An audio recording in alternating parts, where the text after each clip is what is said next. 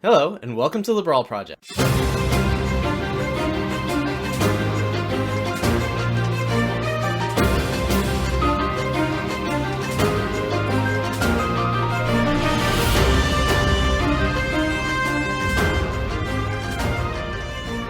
Welcome back, everyone, to the Brawl Project, the weekly podcast all about Brawl. I am your host, Sunyveil. I write a weekly column on Star City Games all about Brawl, also entitled The Brawl Project. Today marks the end of the Magic Arena Brawl event, where people have been able to build their own Brawl decks and play against other people's Brawl creation. In today's episode, we're going to be talking about said Brawl queue, the rise of Historic Brawl, which was sneakily introduced in an update that also launched this week's Brawl event. We'll talk about a tournament that happened over the past weekend, and spoiler alert, it was won by Oko, and Reddit is not happy about Oko. We'll get to that. And finally, we'll be going over my power rank of what I think the top 10 commanders are in Brawl right now. So let's get started. Let's talk about that Brawl queue that was introduced last. For those of you who don't know, the first time anyone got to play Brawl on Magic Arena was about a month ago, right before the release of Throne Eldraine, in what was called the Courtside Brawl event, where players were given one of the 4 pre-constructed Brawl decks and battled each other using the Brawl rules. Last week began the true launch of Brawl on Magic Arena, where players were able to build their own decks and then join a queue where they got to play against other people with their own creation. Unfortunately, this queue isn't a permanent fixture.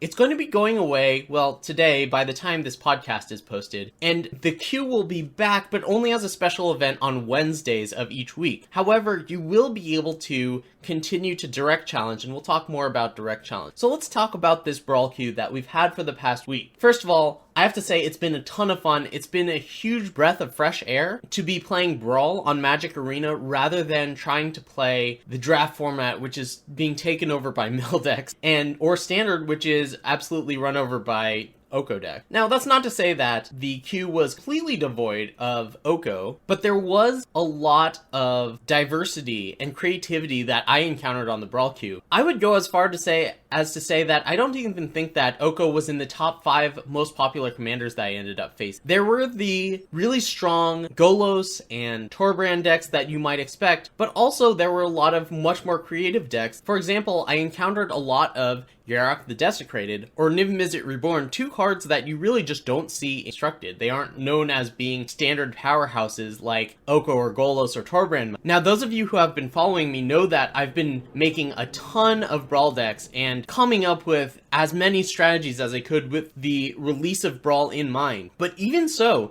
I saw a number of decks this past week that I just truly wasn't expecting. Some that really impressed me include the Royal Scions, which benefits both from effects that capitalize on having higher powers, such as Kranko, Tin Street Hooligan, but also cards that care about drawing a second card in a turn, such as, I think it's called Ironcrag Pyromancer. It says when you draw your second card of your turn, deal 3 damage to any target. And it even capitalizes on synergies that care about discarding cards, such as Glinthorn Buccaneer or even Bag of Holding. So I was really impressed by the Royal Scion. Another one that impressed me is Ayara, First of Lothwain, which has a draining ability anytime a creature enters the battlefield, a black creature enters the battlefield. And when I saw this card, I thought that its sacrifice effect and sacrifice a black creature in order to draw a card. I thought that that was going to be the main selling point of the card, but it turns out that those pings really add up and you can kill someone pretty quickly with just lots of black creatures with an Ayara out. And then the third one, perhaps the most surprising to me, was Sir Farron the Henchhammer. This deck was playing a lot of cards that I thought should never see either a constructed or limited deck. It basically took all of the 1/1s for 1 it could, including like Gingerbrood, but also Inquisitive Puppet, and just followed it up with Sir Farron and then a bunch of pump spells, and before you know it, you're dead. So that was something that when I saw Sir Farron and my opponent's first couple plays, I thought that it was going to be no problem, but boy, was I impressed by this deck. It's got a lot more legs than I give it credit. Anyway, so there were a lot of really cool decks that I saw, and I'm sure everyone else saw, and it was a lot of fun just playing against the other creations that other people had. The event itself was nice. I mean, if you won up to 5 games, you would get Brawl Precon exclusive cards with a neat little card style to it, and generally it was just a pretty low pressure, low investment event that I really enjoyed. I certainly sank a lot of hours into this event, and I know that a lot of other streamers did as well. There were a lot of statuses on Twitter that just said, Brawl is fantastic, let's make it a permanent fix. And I would love to see that happen. Maybe with the data from this event, they'll come around to realizing that people really want a Brawl and that they should make this a permanent fixture if they want people playing on their game. So we'll give the folks at WotC some time to look at the data from the event and see if they want to change their plan of only having Brawl on. Alright, so something else that came with last week's update is the ability to play Historic Brawl. A lot of people were asking if you play Historic Brawl on Magic Arena, and I told them that there were no plans for it yet, but I was mistaken apparently. Without any fanfare, and this is a bit strange, they added the capability of challenging friends to what's called Friendly Brawl, but it's really Historic Brawl. Any of the cards that are on Magic Arena are legal. You can play this in Direct Challenge. In fact, any Direct Challenge default. With the Brawl queue, this event coming down, effectively the format is just going to be Historic. And let me tell you one thing, Historic Brawl opens up an entirely new world. You have twice as many cards to work with, which means that in a singleton deck, you just have so many more options. In fact, according to Noxious, the MTG streamer and YouTuber, it's the most fun on Arena. Now, as daunting as it is to build a Brawl deck, it's even more so to build a Historic Brawl deck just because of the number of options that you have when building this deck. So what I did is I asked around the Discord, the Brawl Project Discord, for people's decks and saw if anyone wanted to share, and I compiled them and made a Reddit post on them. Please check it out if you're interested in seeing what other people have come up with for Historic Brawl decks, and you can use it as a launching pad for your own creativity format. Now, of course, if you want to play Historic Brawl, you're going to need someone to play with, and the Brawl Project Discord is the perfect place to find other people to play Historic Brawl with. Not only do we have discussion channels and places where you can post your deck, but a lot of people are always looking for other people to play Historic Brawl with because it's a ton of fun, and there's just, I find it unlikely that there's ever going to be a permanent queue for it. So if you want to play Historic Brawl, make sure you check out the Discord. Okay, you can play him on turn 2, you can play him on turn 3. Let's talk about Oko the Broko. So, to no surprise, Oko is still the talk of Reddit after they banned Field of the Dead and neglected to ban anything else in Standard, including Brawl. I suppose they didn't ban anything in Brawl in the ban announcement early last week. Oko is incredibly powerful, especially if you can play him on turn 2 with either a Gilded Goose or Arboreal Grazer, which I think is actually a very good card in Brawl. People are really unhappy with how powerful Oko is and what it does to the format because it invalidates a lot of strategy. And look, I think that Oko is a messed up card, but I don't think it's going to see a ban, unfortunately. For those people who are looking for an Oko ban, and maybe it is correct to ban it, but the flagship planeswalker of a recent set that hasn't even been out for a couple months, there's no way that that's going to see a ban, at least in my mind. If I'm a company that's making product, I can't imagine Oko ban. So we're just going to have to live with it for a while. There was a Brawl tournament this past weekend, and to nobody's surprise, Oko took it down. It was actually a really interesting build of Oko, not exactly what I would expect. The tournament was won by Magic Arena user Droidica, and it featured a really low to the ground build of Oko. The only cards that cost 5 or more have an X. There's no mass manipulation card that a lot of people are playing. The only cards that cost 5 and more in this deck are Nissa, Rollesk, Apex Hybrid, Cavalier of Thorns, Beanstalk Giant, and the Giant Henge. And you can argue that 2 of those might not cost 5 to begin with. It's playing early drops such as Benthic Biomancer, Crawl Harpooner, and it even plays Neo. It doesn't have the counterspell suites that you see in a lot of Brawl decks, opting rather for the more aggressive options, Essence Capture and Frilled Mist. At first I was confused when I saw this deck list, but then it started to make a lot of sense. In a world where there's a lot of Oko, I think that you want to be able to pressure Oko as much as you can with your early plays, and while the field wasn't entirely dominated by Oko, it would make sense that there would be a lot of Oko players, and this deck would fare well in the mirror. So is this the best build of Oko?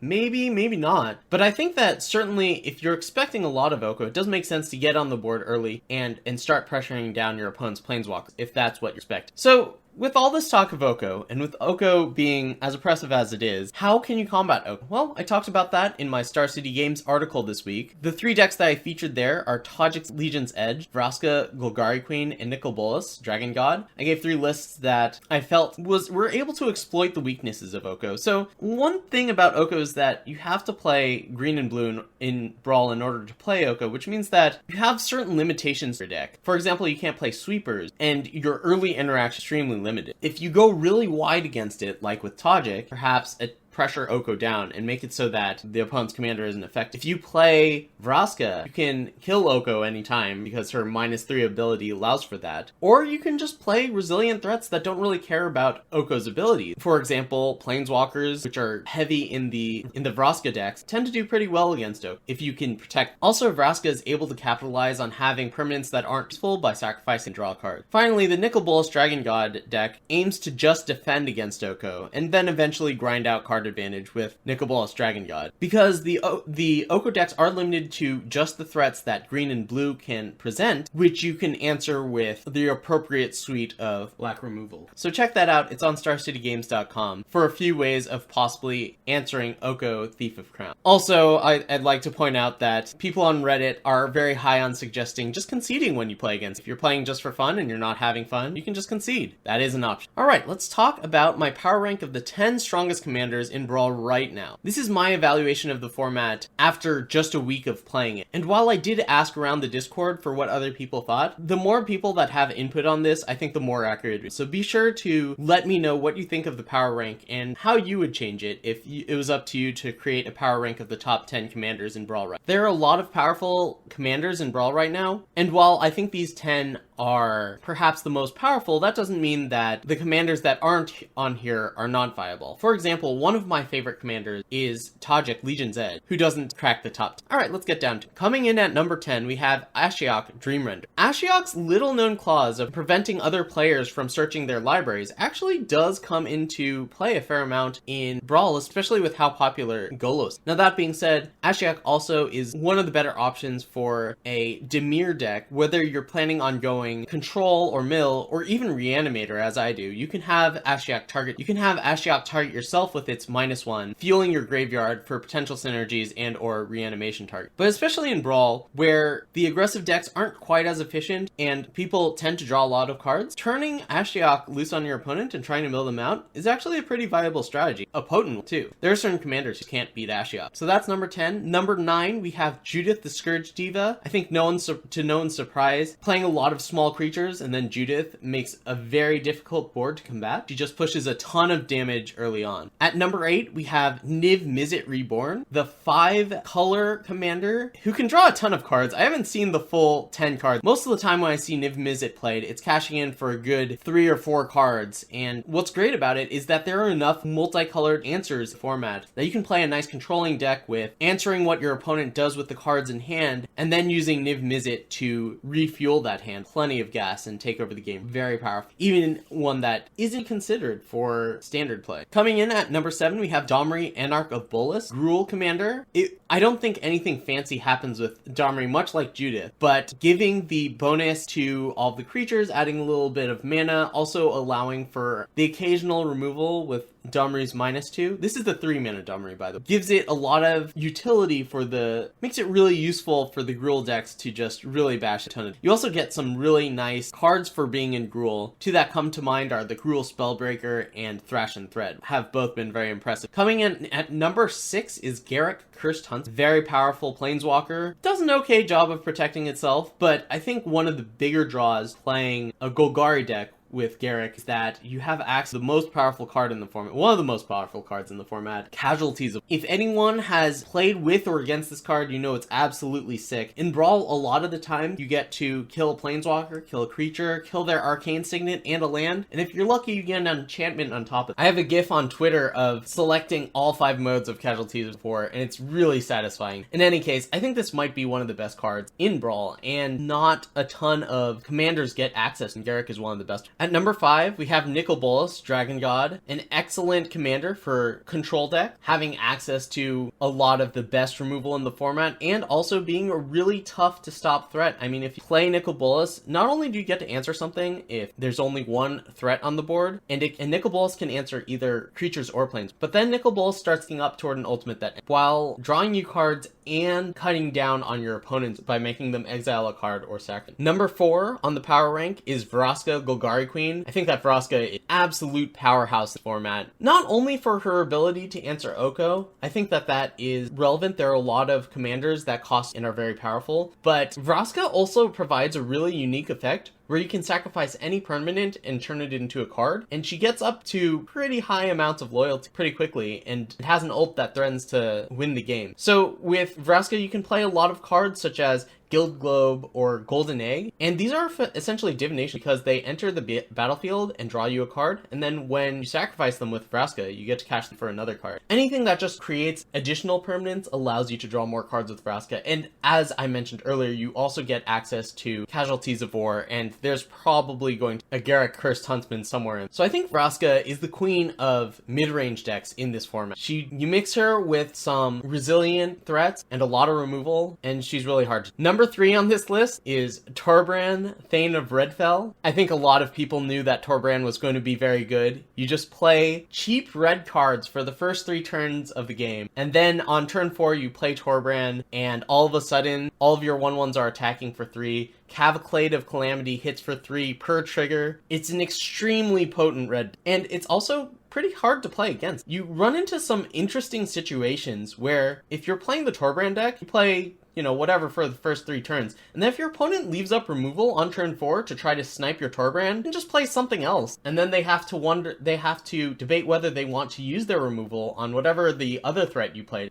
which is not going to be as potent as Torbran. Or if they try to wait for Torbran, in which case you can keep on developing your board. I think it leads to pretty interesting games, although oftentimes they are one-sided because Torbran just does so much damage. You curve out to Torbran on turn 4 all the time. So I don't think it's particularly close. Torbran's probably the best aggressive commander out there, and a great tool for anyone that likes playing red deck. Okay, number 2 may surprise you. I actually think that Oko, Thief of Crowns, is number 2 on the power rank. For those of you who are keeping track, you might know who I think is number 1. Oko, we've talked about how good Oko is. It's an early threat that takes down opponent's creatures. He has an absurd amount of loyalty. He can steal opposing creatures or artifacts. He's in green, where there are a lot of other powerful cards, such as Voracious Hydra, Questing Beast, Nissa. But I do think that the limitations of being locked to Simic colors prevent him from being the top dog as far as Brawl Commander. Of course, if you're playing Oko, you're looking for the turn 2 Oko with either Arboreal Grazer or Gilded to get him out on, but he's not quite my number 1. My number 1 commander in Brawl right now is Golos Tireless Pilgrim. We all know that Golos into Field of the Dead was so powerful that they had to ban it in Standard, and you can do that in Brawl. You can't get multiple fields, at least I don't think you can. You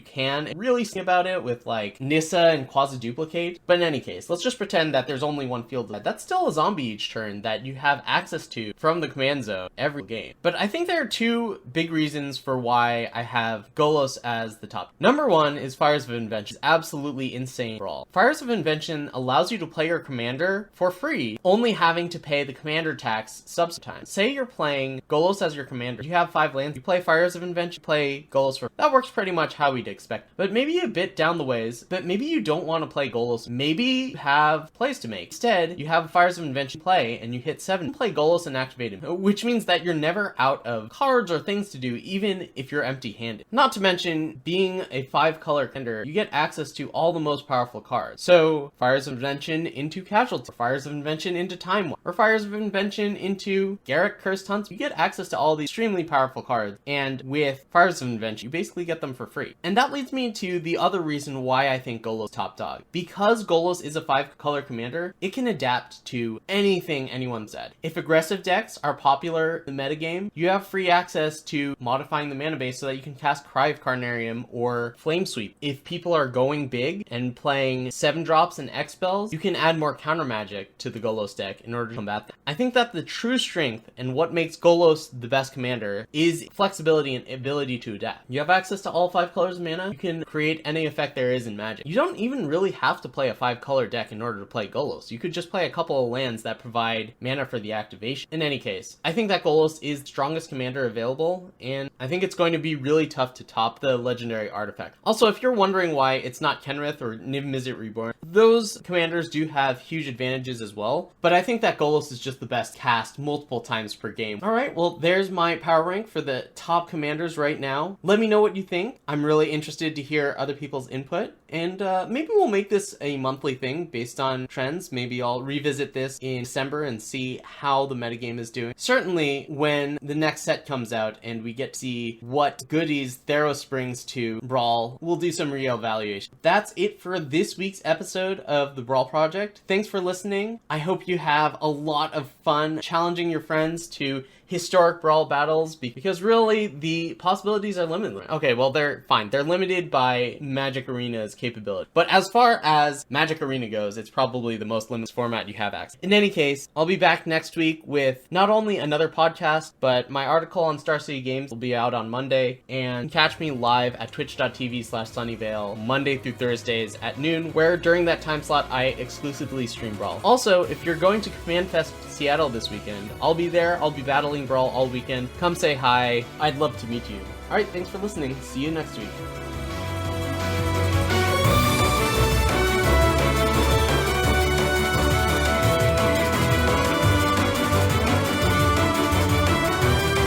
If you're looking for the best place to chat with other Brawl enthusiasts and find people to direct challenge on Magic Arena, make sure you check out the Brawl Project Discord.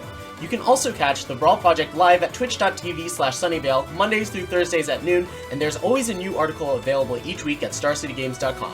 Thanks for listening to the Brawl Project, and we'll see you in the Singleton Slamdown.